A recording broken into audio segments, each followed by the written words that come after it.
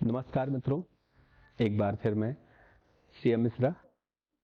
वही हमारी पुरानी श्रृंखला कैसे जाने हम एमपीपीएससी को विद हेल्प ऑफ एमसीक्यूज, जिसमें हम मल्टी चॉइस क्वेश्चन के जरिए किसी प्रश्न की पूरी पड़ताल करते हैं। आज का हमारा प्रश्न है 73वें संविधान संशोधन के बाद स्थानीय स्वशासन को लागू करने वाला भारत का प्रथम राज्य कौन सा है। और ऑप्शन है बिहार, केरल, मध्य प्रदेश और हरियाणा। जैसा कि हम जानते हैं, लोकल सेल्फ गवर्नेंस के तहत यानी स्थानीय स्वशासन के तहत देयर आर टू वर्जन्स। एक को हम कहते हैं अर्बन लोकल बॉडीज, यानी नगरों का स्वशासन, नगरों का बेहतरीन प्रबंधन स्थानीय अथॉरिटीज के द्वारा, लोकल अथॉरिटीज के द्वारा। लोकल अथॉरिटीज से हमारा तात्पर्य शहरों के आकार, शहरों के साइज के आधार पर हमारे यहाँ 3 तरह की लोकल अथॉरिटीज बनाई गई हैं। जैसे कि बड़े शहर जो मेट्रो सिटीज होती हैं उनमें नगर निगम होते हैं, जो मिडिल क्लास सिटीज होती हैं उसमें नगर पालिका होती है, और जो छोटे शहर होते हैं उन्हें नगर पंचायत कहते हैं। अलग अलग ढांचा है, अलग अलग स्ट्रक्चर है, और जनता के द्वारा कुछ चुने गए जो पार्षद होते हैं, पार्षदों के द्वारा इन परिषदों का या पालिकाओं का या निगमों का गठन किया जाता है। परिषद, पालिका या पंचायत कोई भी हो, तीनों में एक अध्यक्ष होता है जो जनता द्वारा निर्वाचित किया जाता है। इसी तरह से ग्रामीण स्तर पर हम देखें तो लोकल रूरल बॉडीज हैं जिन्हें हम पंचायती राज के नाम से जानते हैं। आप भली भांति इस बात को जानते हैं कि हमारे देश में त्रिस्तरीय पंचायती राज व्यवस्था को अपनाया गया है, जिसमें सबसे ऊपर जिला पंचायत, मध्य स्तर जनपद पंचायत या ब्लॉक पंचायत या क्षेत्र पंचायत समिति भी कहते हैं, और सबसे निम्न स्तर पर, सबसे निचले लेवल पर ग्राम पंचायत को रखा गया है।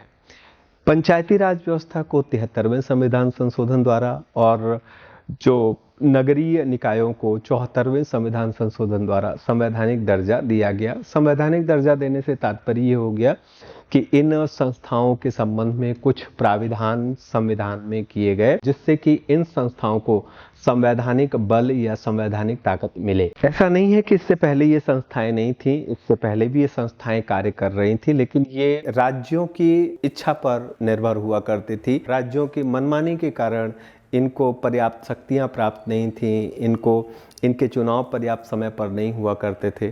तो 1992 में 1992 में एक विधेयक ला करके, जिसे हम 73वां संविधान संशोधन विधेयक और 74वां संविधान संशोधन विधेयक के नाम से जानते हैं, इन दोनों क्रमशः ग्रामीण और नगरीय निकायों को संवैधानिक दर्जा दिया गया। अब ये स्टेट की जो डिपेंडेंसी है, राज्य की जो निर्भरता है, उससे ये बाहर आ चुकी हैं। प्रश्न है हमारा कि कौन सा राज्य है जिसने ये व्यवस्था सबसे पहले लागू की।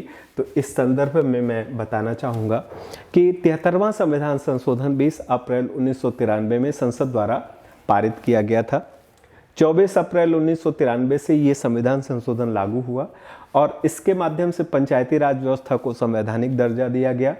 संविधान के प्रावधानों के अनुरूप स्थानीय स्वशासन के लिए कानून बनाकर उसे लागू करने की जिम्मेदारी राज्यों की होती है, क्योंकि लोकल एडमिनिस्ट्रेशन यानी स्थानीय स्वशासन जो है वो राज्य सूची का विषय है।